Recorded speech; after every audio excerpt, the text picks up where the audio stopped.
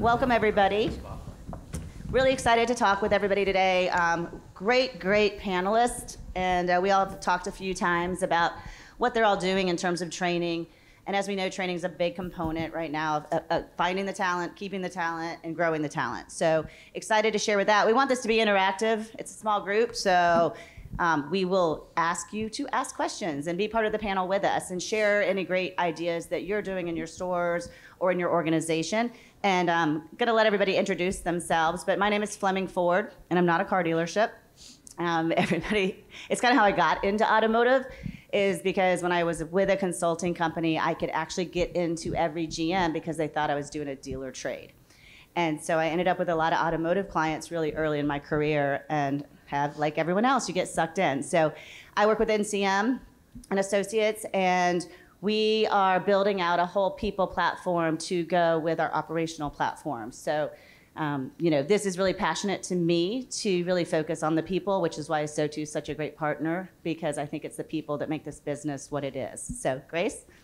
My name is Grace Looney. I'm the Director of Brand Experience at Bozard Ford Lincoln.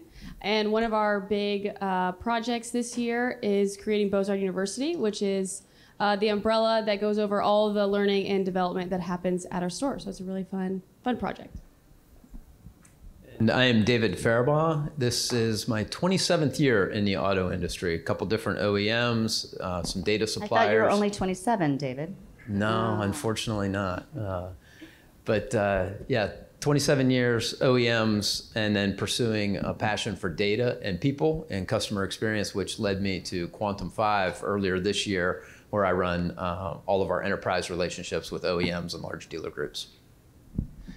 I'm Daniel Gover. I'm the general manager at Mercedes-Benz of Easton in Columbus, Ohio, part of the Germain Group. And I also thought when Kyle reached out to me and said I was going to put you on this panel about training, I said, I'm pretty deep with NCM pretty much. And he goes, well, that's good. You're going to be with Fleming Ford. And I was like, I don't know. Okay, sounds great. Like a whole store. You did get on the call and you're like, oh, you're not a dealership. Yeah. First thing, yeah. So thanks, Daniel. So Daniel, let's start with that. I know we've talked a little bit about the kind of like your concept about training your people, and it's actually like a pretty big budget item for you. What's your philosophy behind that, and why do you see like a big ROI on that? It starts when we're recruiting. We want to know that who we're bringing on board wants to learn. Not only is learning like a key factor for engagement for us, but being able to provide people with better tools to do their jobs better, faster, and then your more engaged team members also want to grow and have more responsibilities.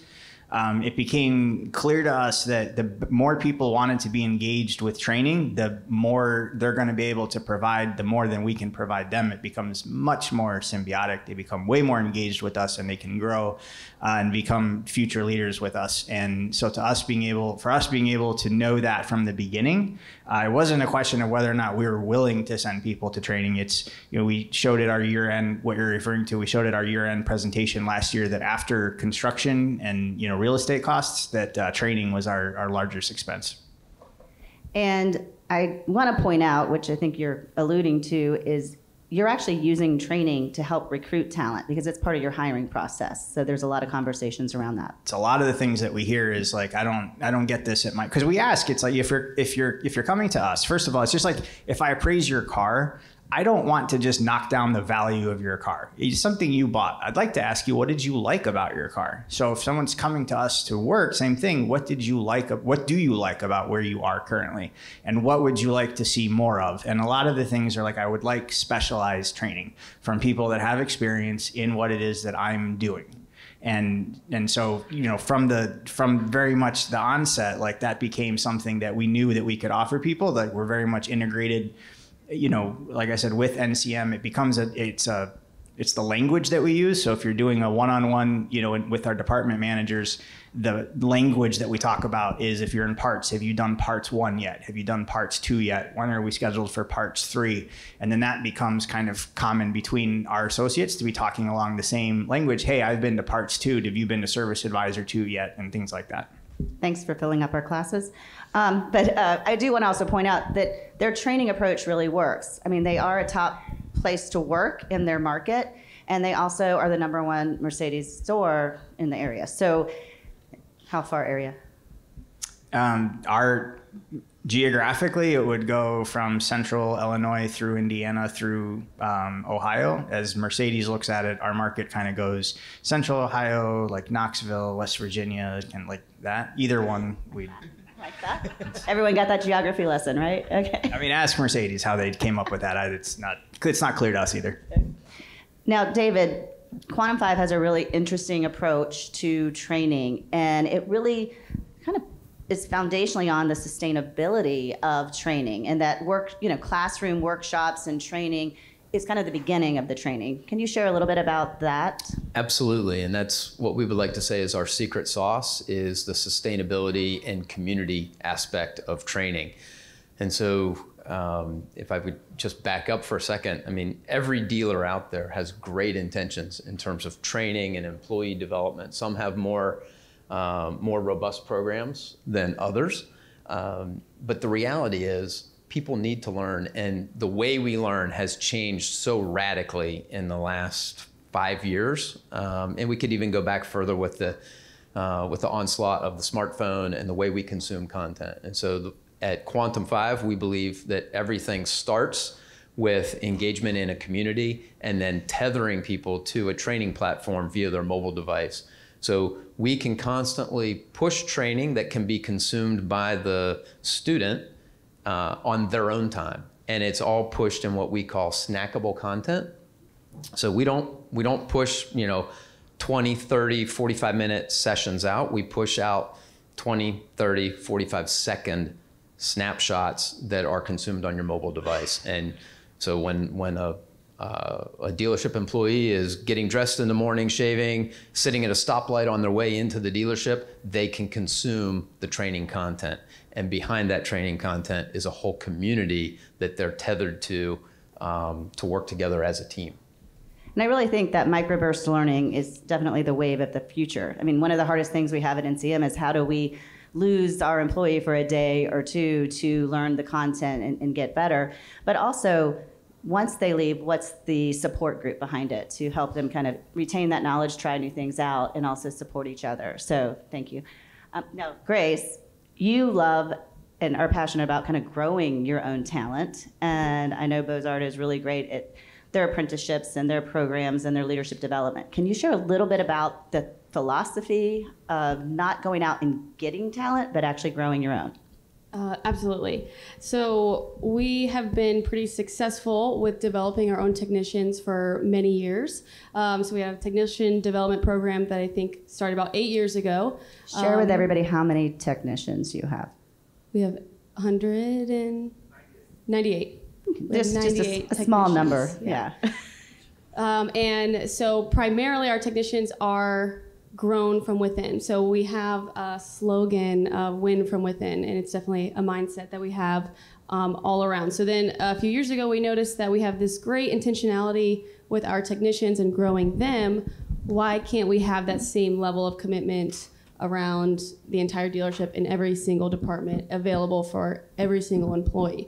So we've done a lot of work to change our minds about training, because a lot of us, when we say the word training, we already have a connotation in our head of what that is. It might be you sitting in a classroom learning something. It might be, you might immediately think, oh, it's an online class. But we literally on the whiteboard crossed out everywhere where we wrote training, and we replaced it with the word development, because we wanted to develop people as far as they individually wanted to go. So each of us, and like everyone in here, has what's called growth needs strength, which is our own need for growth in our work, like as part of our satisfaction with our work. And some people have a higher need than others. Like everyone here in this room has a very high need of growth because they've all chosen to leave work and come here. And your employees also have that desire for growth, and some of them more than others. So we wanted to find ways to give them as many resources to be successful in their jobs as possible. And it's still very much a work in progress, but it's like a fun progress. It's fun. Well, and I think, to really kind of tap into what the workforce is looking for today is that growth and development. And they want it in different aspects and different ways. So it is Technology, definitely utilizing that. The leadership team, they're coaching one-on-one, bringing them in classroom, reviewing books. I know you guys do a lot of that. I want to kind of step back a little bit. What about onboarding? How critical is training during onboarding? So, Daniel, I know you have some different strategies that you could share with the crowd on what works for your group. Yeah, it's been one of the biggest areas that we needed improvement on, that we've worked on. So I took time out and I studied with SHRM, with SHRM, and I would really recommend anyone that's interested in their people as to consider a resource like that, to understand what people need as a hygiene for their environment and what conditions help them attach to what they're going to go work for. Because we want people that would like run to work and not just have to drag themselves to work. And we had to, because we're car guys essentially, so we had to like go backwards in the process, and the biggest things that were holding people back from doing training were things that we had to get rid of entirely, right? Like if you're in a dealership where the mantra is like, we're not going to spend that much on training them because they've only been here for 6 months, and what if they take it and leave? And honestly, it was something I hadn't even thought of until people told that to me. It was like a real concern. I said, you know what? Then people will know that people who have left Mercedes-Benz of Easton come with a lot of training, and it makes them that much more valuable in the workforce. And so, but when we hire them, let's make sure that we actually are putting time into the job description. And since most people aren't going to read the whole job description, we want one of two things. One, if it's a detail-oriented position, I want in the job description, there has to be something, like frequent one that we use is kind of towards the bottom. Please include in your cover letter what your favorite dessert is and why. And I don't care what you tell me your favorite dessert is. You could tell me it's Caterpillars. I don't care. But you read it and you actually told me something. I know you actually paid attention, and answering that was important to you. But when you start with us, first of all, like your first day isn't about like getting stuff ready. Like your first day, I need you to be able to start. You need to have a sense of accomplishment from day one. And I'm not saying you have to go and like rework the entire network, but day one when you start is not about you waiting to get your logins for everything. So by the time you've started with us, you have access to all of the training items that you're going to have access to. And the reason I mentioned the job descriptions is an important step that we put in that cost nothing, that had the biggest lift for us, was having our new hires sign their job description. And whether or not you read it, maybe you spent a lot of time reading it, maybe you didn't really read it. I know that happens, but I want you to know that we spent the time to put this together. And this is going to be the basis as we start out. This is the basis of our relationship with you and yours with us. You want to know how you're progressing. You want to know if you're doing, well in our eyes. This is the roadmap for you to do that. So let's read it together, make sure you understand it, and sign it. And then we set up these target dates so that we're adding a little bit more responsibility for you at the end of your first 30 days, the end of your first 60 days, and then in the end of your first 90 days, you should have additional responsibilities there. And the check-in point is with your manager to know that, like, if at 90 days you're just getting to the point of where you need it to be for your job description, then we kind of need to think about training, or if we need to kind of put you in a position where we can train you better to get to there. Or ideally at 90 days, you're now past where you were already from when we hired you and you started the job. And I think this is such a critical step that we tend to skip in the dealership. So onboarding is not, hey, go follow Mike around and he'll tell you what to do. Okay. Onboarding is also not orientation. It's not the paperwork. It's not the fill out the benefits. Onboarding is building the connection, making them feel like they're growing, making sure they feel seen, valued, and part of the team, and gain confidence through productivity. So the 30, 60, 90-day check-ins, great tip to implement in your program. So thank you. Now, I want to talk a little bit about kind of the elephant in the room, which is everybody who's selling cars and making a ton of money might not be a really great salesperson coming into this next era of automotive. Share with me a little bit about your program, Frictionless Selling and Frictionless Service, and how you're being able to use that to kind of upskill and how that's impacting dealerships. That's a great lead-in, honestly. Thank you, Fleming.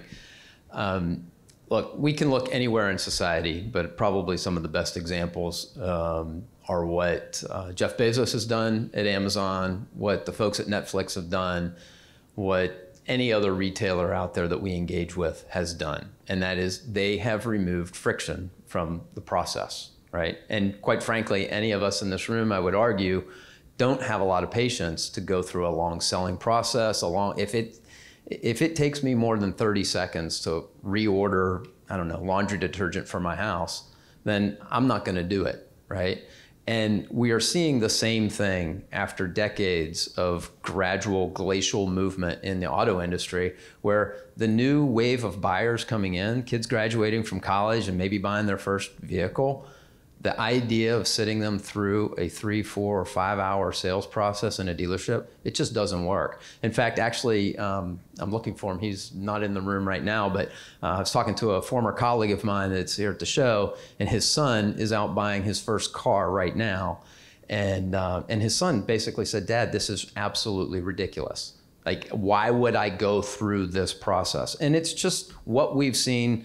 It's been accelerated through the pandemic, but today more than ever, we need, as dealers, we need to lean into this, help our clients, whether they're in a service drive or on the sales showroom floor. We need to help remove those processes and make it easy, allow them to do as much of the selling process as they're comfortable with in their own environment, whether that be online or in the dealership with a sales consultant.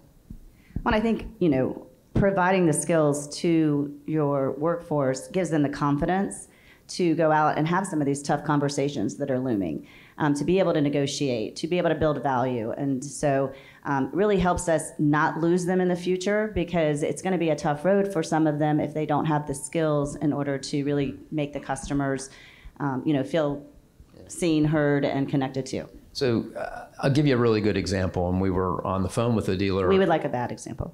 Okay, so we're on the phone with a dealer last week, and the dealer says, "I'm not real sure I need your services." We close 45% of the people on our showroom.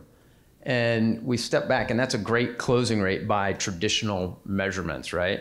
But when we step back and we look at that, we know for a fact that today, the average number of car dealerships that somebody physically visits, does anybody know the answer to this? 1.8, yeah. It's less than 2. That means that the customer is doing all of their research online. They're figuring out the vehicle they're going to buy before they ever show up at the lot. And so we said to the dealer, we said, okay, you have somebody who has been looking at your vehicle. They've interacted with your dealership online, maybe even on the phone, and they've gone all the way through the process to actually show up at your dealership. And we know they're not going to visit more than one dealership, and you're only selling 45% of them. That means that over 5 out of 10 customers that come in, they're already committed to buying the car when they show up, and you do something to drive them away. Like, that's where the friction comes in, and that's where the opportunity is to reduce the friction in the process and, quite frankly, just have a lot more success in car sales. Guys, if he told you that they're at a 45%, or they told you they're at a 45% closing ratio, I would respectfully ask them back also, what's your retention percentage? What's your client retention percentage, and what's your team member retention percentage? And do you have any recent engagement scores to go along with that? And then let's at least come to a realization. You're closing at 45% and your sales floor is turning over consistently every 10 months. You either have to be okay with that and say, I own it, like we sell cars regardless. We don't necessarily sell second cars, or maybe we do actually need to develop something. Well, and I think this is important because with every 10% improvement in employee retention, you're gaining a unit a month per sale, for each person. Plus you're also, I think, this studies show that in non-luxury, you're gaining like 600,000 in gross a year, and for luxury over $1 million, just by improving retention by 10%. And so connecting with your people, sitting down and coaching your people, helping them grow is really gonna not only impact retention, but also the bottom line. So thanks for, and the more metrics you can put around your people, that's kind of what's gonna drive a lot of these results. So Grace, I wanna talk a little bit about the approach that you're not just upskilling them in practical skills they need on the job, but you're also looking at the individual holistically in their kind of life skills. Can you share why that's so important to Beaux-Arts? I think it's important to us because when we started swapping the word training and development, it made everything so much broader. And so we then divided things into a standardization or an enrichment. So you still have to teach people certain behaviors and teach them processes and have them fulfill those processes. But there's so much more that could add to their job or their life or their ability to do a job that we could train on or develop on that isn't as cut and dry as some of those other training or standardizations. For example, you want to train someone on the trade process. That's kind of like a standardization. This is how you do it. You're going to do it like this every time. But how do you develop someone to be better at building rapport? That's much less cookie cutter and much more intentional in developing those skills and developing opportunities for them to build those skills. So we took that and ran with it, and we've had just so many opportunities to add to the enrichment side of it that we kind of ran with it, and we kept going a little crazy. Yeah, Okay. we haven't stopped. We're still not stopping. We're just gonna keep going. So What are some examples of some of the enrichment side? So we have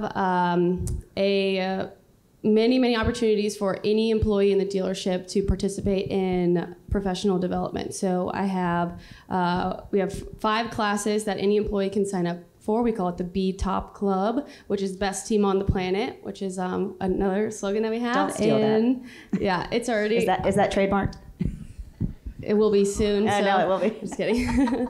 But so any employee can sign up for that, and it's 5 sessions, so they have to commit to 5 months of in-person, in-class training. It's usually an hour and a half to 3 hours, and they talk about things like self-development. We do a DISC assessment. We read a book about being an ideal team player by Patrick Lencioni. We talk about leadership fundamentals, and that kind of kickstarts them to be able to move past that. So that's kind of your prerequisite to be able to continue on. Then we have an entire leadership academy that would take someone almost a year, if not more, to fully complete, where they have the opportunity to read several different books, participate in different leadership experiences. We even do kind of some speaker series. We did ice baths last week, which was fun. We do all kinds of crazy things. So it might have a touch of wellness. It might have a touch of work. And it might even, hopefully, as we continue to grow this, it might have not anything to do with work. Maybe you learn a language, or you get better at managing your finances, or maybe you learn how to use Excel a little better, or maybe there's something else that we haven't thought of yet that we think of that it's not necessarily required for your job, but it would be great for you to have in life. No, I love that. And I think that's so important because if, and as we're heading into goal setting season for next year, have your teams make their goals for the year, but also have them add a personal goal. Because if you can really understand what's personal to them and what they want to grow and how they want to develop, that's going to help you really connect and retain them as a leader. So to that point, I want to talk a little bit about mental health because it's somewhat becoming a crisis. 1 in 4 people will experience a mental health stressor this year, which means it may not be your employee, but it may mean they're living with somebody. And so being able to coach your leadership team to understand maybe when there are dips in performance, hey, what's going on, not, hey, you're fired. There's a place that we can step in and fill that gap and really help people with their whole lives be more successful. Daniel, I know one of the stories you were sharing with me, which I thought I want to kind of touch on with everybody, is so Daniel sends his general managers to our general manager executive program, which is a year long. They're not with me a whole year, but you know what I mean. He actually was it a cashier or a receptionist? Who did you? I was a title clerk that we were going to promote to be in an office manager position. She's the last graduate from GMEP. And what was the reason for kind of exposing someone it's not the next step, but what was your reasoning behind that? Because she deals with all the departments. And you have a lot of people, like if you ask people in the dealership, like, why do you do this? I'm not saying like whatever, you're in accounting, you're journaling something. Why do you do it? That's how I was taught. Why do you do it that way? That's how we do it. And that's a legitimate answer to a degree, right? But it's like they also don't understand what's important necessarily to the other departments. So when she went to, like, she understands how to reconcile our part statement, which if you have any franchise, but definitely a Highline franchise, if you can reconcile your part statement, that's already an associate's degree.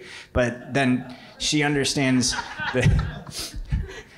right? Those are all the people that suffer with me. Like, anybody would like to join him with his associate's program? What is this charge for small tools? Why is that on my? And there's how did I buy, is this a tractor? Anyway, so there's, for her to be able to understand like that, these are the things that matter in parts, and this is why it matters to my parts manager. So it's like I can understand, it's relationships. I understand now better what's important to you. And she understands that there's inventories now in every department. Service has an inventory of hours. They have a multiplier based on their efficiency. This is what work in process does to them. Like, so to gain the exposure for it and understand it in the different departments. And then part of the course too is like you work in the different departments. So that was for her to be able to see like what matters for them, how quickly something gets closed, how quickly something gets reconciled. The better like you see how it matters, what you're doing affects other people. When you see it from their position, you become this via empathy and reciprocity, become better at what you're doing. And she got a lot of that from GMEP. She graduated out of my birthday, actually. Well, happy birthday. Well, it's not today. Should we sing? sing? All right. Anyway, right. Thanks, David. David goes, check, wish Daniel happy birthday. Tell everybody when your birthday is so they can tell you next year. It's June 24th. Okay, everybody got that? Ed's going to do this right now. So what's your thoughts on, to me, I think this is a big opportunity. Like if something you could take away and go back with is how do you cross-sell? Because I think not only is the cross-selling critical for talent building the bench, but also for breaking down the silos that we're kind of really, very well known for. And there's a lot of finger pointing and, oh, you did this and you did this.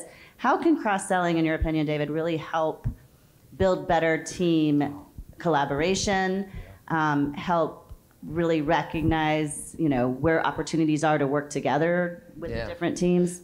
That's such a great question. And before I answer that, though, I just want to commend these guys. I mean, you've developed tremendous programs in your dealerships to really grow your employee base and get them tied to your organization. So I think that that's huge.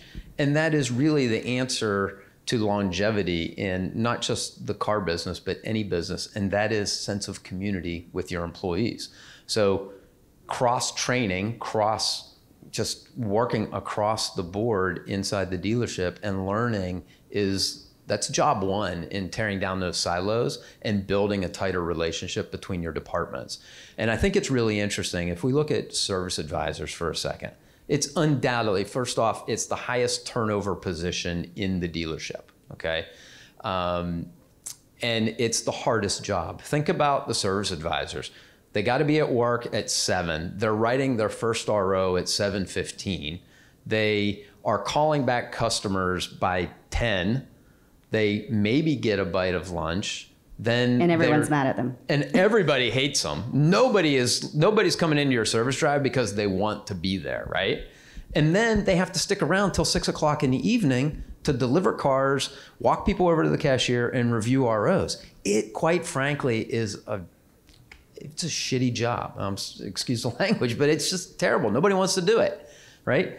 But what if you could take your sales staff and train them to maybe re-deliver the car at the end of the day, maybe train the sales staff to help out with the advisors. It gets them reconnected with the car they sold 6, 9, 12 months ago, gives them an opportunity. Like, those are some of the things that we're seeing progressive dealers work on today. And I think it's amazing. And you can do the same thing with the people in your service drive, giving them the opportunity to work out in the dealership and meet people on the, and it just, quite frankly, allows a lot of cross-pollination in the dealership, which is good for the entire organization and builds a stronger culture. Well, and I think it's interesting because the culture and having that culture of learning and coaching is really what is kind of separating a lot of the good from the bad. And when I've had dealers say, well, if I teach them that, Fleming, they'll want that job. So there's this kind of fear, but actually the more they understand, as I think, Daniel, you were talking about, the more they understand other people's jobs, the more empathy they have to working together. Yeah, it's actually about how similar they are. And it's like the one thing I was just, Did you have a moment? It's just like we started doing sales training with our service advisors because coming up on the variable side and then really understanding fixed and falling in love with fixed operations. And it's that when you start to get like a bigger view of the dealership, you're all selling. Some of you are selling a car, some of you are selling parts to the car, some of you are selling the ownership experience, but you're all selling. And if you ask your advisors, like, what do you have? If somebody gives you an objection And the first thing is like, well, what's an objection? It's like, well, that's a good point. Mostly it's a complaint, but like, let's start with the difference between a complaint and an objection. And it's mind blowing for them. And if you, I guess the only, and I'm sorry, I didn't want to, if you can't be, if it's a cost thing, if you can't be generous from that regard, be generous with your time. Because your advisors will really, like, if you have a sales manager, like I was blessed with some really great sales managers, and they can go in and talk about guest experience with your advisors, and they can talk about the things that matter, you know, especially in luxury, and you can start giving advice. If somebody tells you they have to check with their spouse, what do you do, right? And it's usually like, well, we tell them this is the important stuff you have to do now, and then when you come back, you know, we want to look at this, this, and this, and I'm like, but don't you want more, like a whole paycheck right now? So like, then they've never heard that. They've never heard objection training before. So getting, as much as, yeah, I want the sales team helping the advisors 100%, I also want my advisors to be treated like salespeople, because they are, and have them know sales skills. That's like, I used to have a dealership, and one of their values was we are all salespeople. And it was just kind of how they all had that mindset. So I love that. The service advisor role, I think, whenever I'm in a dealership and I'm kind of checking the health of the dealership, I start with the service advisors, because if you can make that stick, it kind of gives me an indication of they're treating them right, they're teaching them right, and that must be the culture of the store. Because service advisors, poor things, we don't teach them how to have difficult conversations or deliver bad news. So what do? They avoid it. And that's when you start getting the complaints that rise all the way up to the GM. Or just they're bad news bears the whole time. Yes, well, yeah, because that's all they're hearing, but they don't know how to take it to an opportunity. So I think what you're doing is spot on. So in terms of cross-selling, and I would say almost like you're sharing knowledge, but actually from your senior team, because it's part of the culture that everyone has committed to. We are all here to train and develop the next round or the next legacy of working at Beaux-Arts. I think that's a challenge for a lot of dealerships, because you know, a lot of C-techs or a lot of the top salespeople are like, why do I have to help? How do I make money on that? How did you change the culture or get your teams excited to be part of the mentorship or apprenticeship to help develop all of your next gen staff? I think that there's probably a lot of things that we've done along the way to accomplish that. But as far as cross-training goes, I see that as like such a huge opportunity that we probably haven't quite figured it all out yet. I did a few focus groups when I was developing some of the stuff, and Ed and I worked together to bring different people from different departments, and unanimously they asked if they could learn more about what other departments do. I'm going to interrupt you. Ask your people what they want. Focus groups are such a free, great way to learn. Don't guess what training they need. Don't guess what they're looking for. Go ahead and ask them. So it really sets you up to know. They one gentleman brought it up, and they were all like, "Yeah, that would be so cool if we could do that." And so then I was like, "Well, how would you like me to do that?" So if you guys could bring any more ideas, that would be great. You know. So I think I mentioned that earlier. I don't know quite how we could get that yet. I think there's definitely a way to get kind of those experiences happening around the whole dealership. But I think it's that culture that you mentioned of us kind of prioritizing these things has grown along the way. And our management it's important to them. And now with these leadership courses and VTOP Club and these developmental opportunities that they have, our employees get to sit in a room. It's completely voluntary. No one is required to do any of it. So anyone can sign up, and you might be in a classroom with 8 to 10 people from all these different departments, and you're talking about the DISC assessment. So then you start talking about, okay, well, I'm an S, and this is how it shows up in my work life, situations. And then someone else goes, oh, well, I'm a C, and this is how it shows up in my job, because my job's different. And you start creating these really cool conversations that unintentionally, but it happens, are between departments, and they start to learn and become more vulnerable with each other and build that community like you've mentioned a couple times. And I think, I would really, encourage this, because having somebody in service or somebody in the front that you can go talk to when you have an issue and not turn it into the blame game that turns so many cultures toxic, is we have to help them build the relationships. I always encourage my GMs to pull like 6 or 7 people from different departments every couple of weeks and just ask them questions. What's going on? How can we help? What are the biggest challenges? And have them talk to each other. And now we're starting to break down those silos. So that's really important in building positive culture and a learning culture.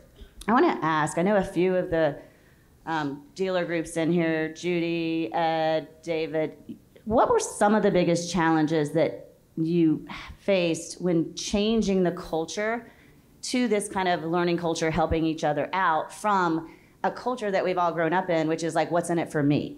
For those that are still wanting to make this transition. Anything that you could give as advice in terms of how you did that or how you got everybody on board? Because I think that's what I would be thinking about if I was in the audience. Sharing the vision. Truly, they want to protect themselves. This is what got me here. This is what allowed me to be who I am. And sharing the vision of how we can all pull together and help each other is instrumental in getting them all to buy into it. Some of your biggest resistors become your biggest supporters when you get them to buy into it. So how do I fit into the dealership why? And what's my purpose here? And how do I align to the vision? So awesome. That's very good advice. It's making the time. So like with advisors, they don't have time really to train. So with a lot of we divide it into groups, and then we'll say on Wednesday morning at 9 o'clock, we're doing Zoom, and we're going to train together.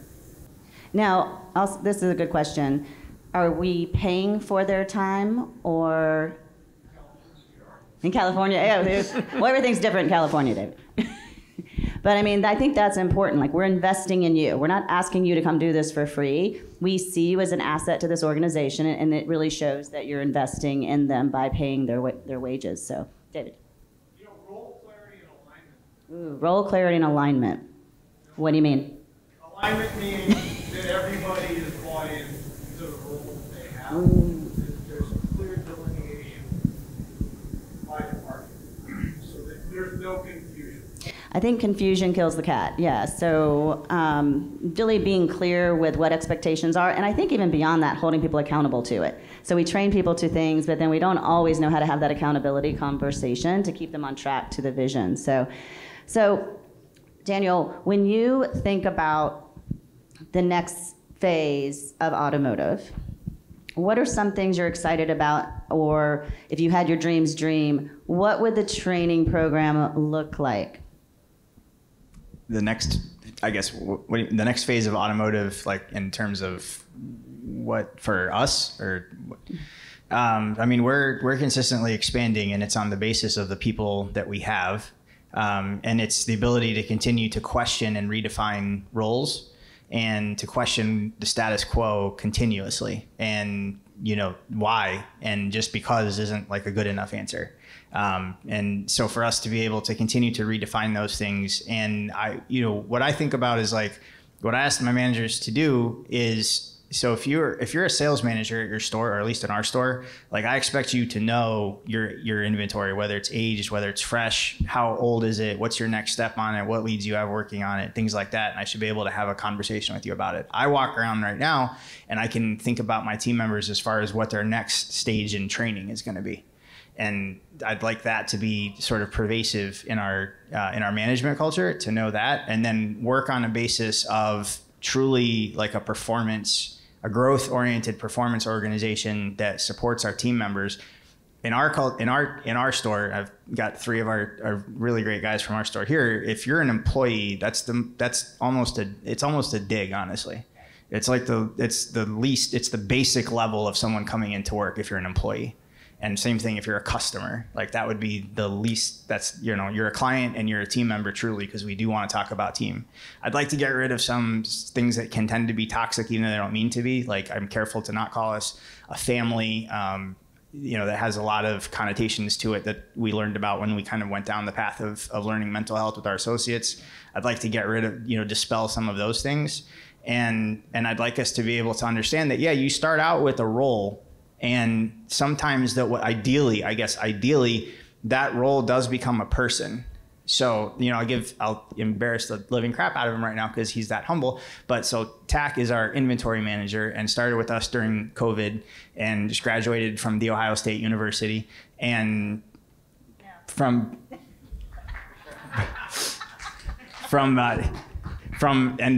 there, I didn't graduate high school, so I don't care. You guys can talk fight about it out college all later. you want. But graduated with a degree in hospitality, but he's a car nut, right? And he's our inventory manager that he builds our new cars, which is pretty complex with Mercedes. He handles dealer trades. He appraises cars. He wholesales cars. He arranges for transports. He can even come up with retail deals that he'll then bill out and knows how to go through the finance process. We have a relationship with NetJets. He manages basically that relationship for me with NetJets. And I know in my head what the next thing the TAC's going to need to do. If I just tell you I need an inventory manager, there's no way I get a TAC. But TAC wasn't an inventory manager when he started either, right? So it's like, to be able to have that adaptability, I'd like us to be able to redefine roles that we have in the dealership and give ourselves the flexibility to give us what the best end result is and not just be bound by what was written in the job. And what's been the job titles for the last 50 years. And I think that's a really great way to look at what is the strengths of your team, what skills do they need to get better and maximize themselves. And that really does kind of come down to, are you spending time with them? I'll kind of go back to Ed's conversation earlier. Are you spending enough time with them to know what their strengths are and know what their skills needs and what their wants are in terms of where they want to go in their career? So when you talk about coaching and one-on-one coaching, let's kind of like wrap up with, how do you see one-on-one being so impactful as a training tool and also as a retention tool? Yeah, I'll take that one. So without a doubt, you need presence. And I love hearing Daniel's comments about knowing the people in the dealership. We do, at our organization, we do a lot of employee surveys and we collect a lot of data. And the number one piece that we get is, I need more presence from my leadership team. Sales, service, technicians, parts departments, they all uniformly say, I need a better relationship with my general manager. So it starts with being present and knowing the people and connecting with them and listening to them. Full stop. No, awesome. And I think that is probably the hardest thing for all of us to kind of go, is how do we get scalability so that we can have time to be present? Because we are very busy in the stores. How have you helped develop the leadership team so that they are spending time being present and coaching and really identifying the talent that is in front of them? I think that it's been a big intentionality that the entire team, starting from the top, has pushed down of spending that time with their people and how important kind of that feedback is and those relationships and how much the employee wants that relationship and that feedback, because some jobs have inherently no feedback. Some jobs do. You fix a car and it turns on, and there's some level of feedback that what you've done was a good job. But there's a lot of jobs and roles that we have that don't have any inherent feedback. So that relationship is so important for their satisfaction just every day at work, and then that builds the culture. Because if you lack that in the very beginning of the employee, then they're not going to be engaged in all the rest of the things that you try to offer them. Well, I think that's just a great example of taking the values off the wall and putting them into behaviors and doing it through your leadership team. Daniel? Yeah, just one thing that we're passionate about is with one-on-ones, which we actually really learned with NCM, and that a one-on-one is be specific about what a one-on-one is. It's not a performance review. And the first form we started with was the form from NCM, and we've let every manager sort of change that to how they feel, or they can start with that or they can change it. But you're asking things like, do you have what you need to do your best job every day? And where do you see yourself, and to understand both strengths and weaknesses. But it's there's hygiene requirements. You have to be separated from earshot. It can only be a conversation between the two of you. And it's one of the only conversations we'll encourage managers to have without a second person there, right?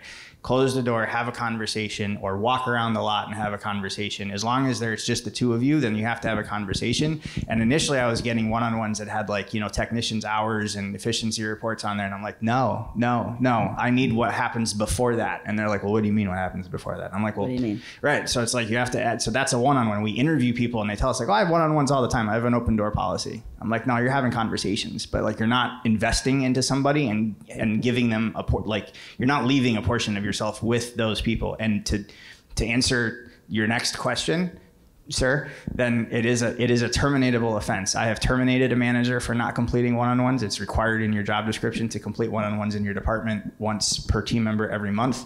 And I just transferred somebody out of our shop in a leadership position also, because I'm the stop to say, like, if you're not getting a one-on-one with your manager, you need to come see me. And that happened too many times. And so we have terminated off of that, and we have also transferred responsibility for people, because it is, in case anyone was wondering, it is that important to us that you sit down with your people and talk to them. We also made a similar shift of a one-on-one is not for you to talk about the things that they're measured by. It's an opportunity for the manager to ask them questions, for the employee to self-discover where they need to be moving. The manager may ask, what struggles are you having right now that I haven't heard of, or what's going on in your personal life that maybe is causing issues, or just talk to me about what's going on. Is something over here not working, or more questions and more listening rather than telling. And I think that's the real secret to coaching, because coaching isn't a conversation. It's really about asking and helping self-discover.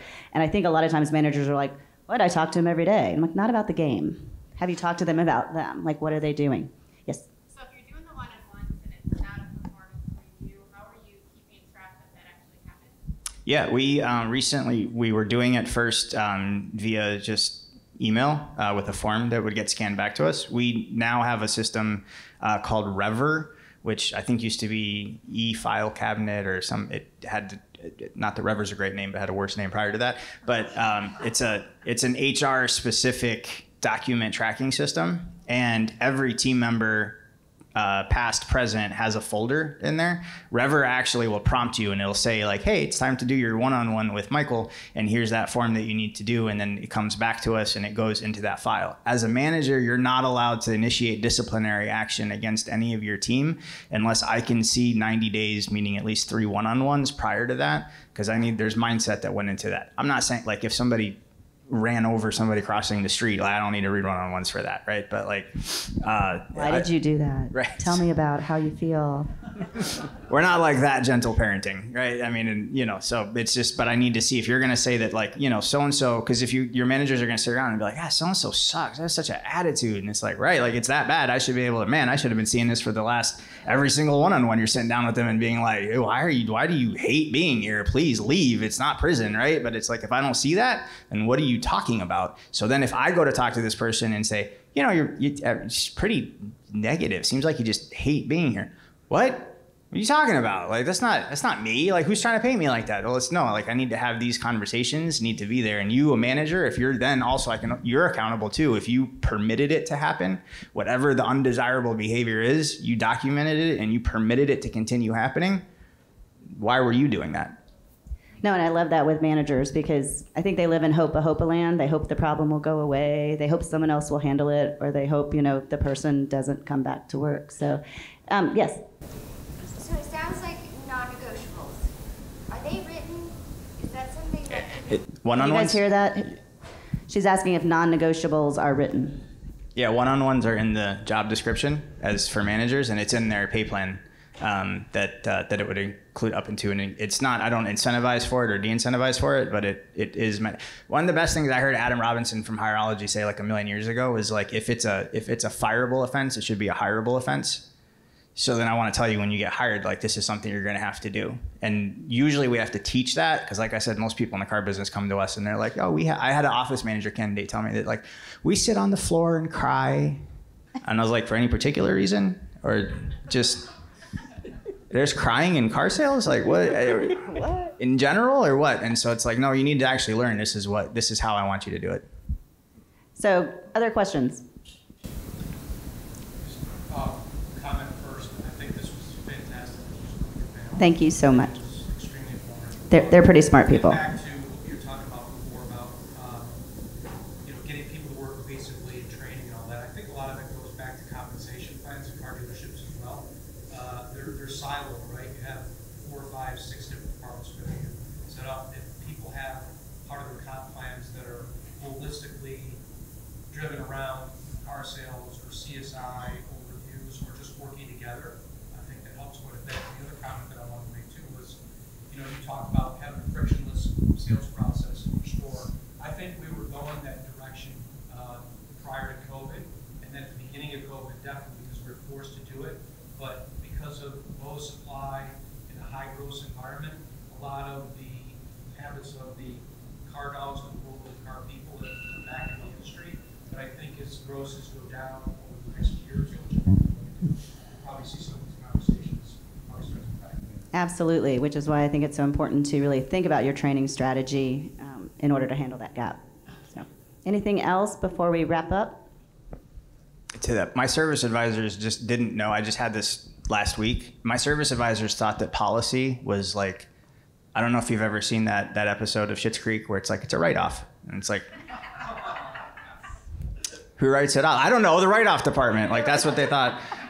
That's exactly what they thought policy was. So they didn't, and this was something that was so obvious to me. Like, I've never would think that but our sales managers, obviously, like, I allow them a great deal of freedom with policy because I don't want that to be a friction point with clients. But at some point, like, it's affecting their gross. They want to know why it's happening, and they don't. And then the advisors didn't understand why that was something that was so pressing. They legitimately thought this was just like goodbye land. Like, this is, I made this problem go away. How'd you do it? I put it into policy. Oh, okay. Well, he makes less money because of that. So do you understand where that might be a problem, right? And it's like, oh my God, I never knew that. And my fault, right?